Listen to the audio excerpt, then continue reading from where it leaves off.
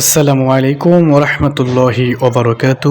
ঐতিহ্যবাহী খুলনা বিভাগের খালেশপুর থানার অন্তর্গত ঐতিহ্যবাহী বিদ্যাপীঠ খুলনা নাসারিয়া কামিল মাদ্রাসার কর্তৃক আয়োজিত 2 দিনব্যাপী তাফসিরুল কোরআন মাহফিলের দ্বিতীয় দিনে আমি উপস্থিত হয়েছিলাম। প্রধান বক্তা হিসেবে ছিলেন মাওলানা আলহাজ হজরত মাওলানা ডক্টর ফয়জুল হক সাহেব। চমৎকার কোরআন ও হাদিস থেকে আলোচনা করেছেন। মাশাআল্লাহ, এই মাদ্রাসার ছাত্র হিসাবে আমি গর্বিত। এই মাদ্রাসায় অনেক ছাত্র সারা বিশ্বে বিভিন্ন প্রান্তে ছড়িয়ে ছিটিয়ে আছে। অনেক আলেম ওলামাগণ এই মাদ্রাসা থেকে ফারাগ হয়েছেন, তাদের জন্য শুভকামনা রইল।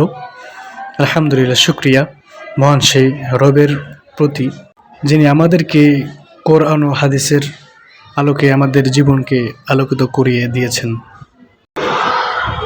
দেখেন, নবীর সাথে যুদ্ধে গেছে, তরবারি ছিল। খুতবা দেওয়ার আগে জুমার নামাজে বলতেন, কে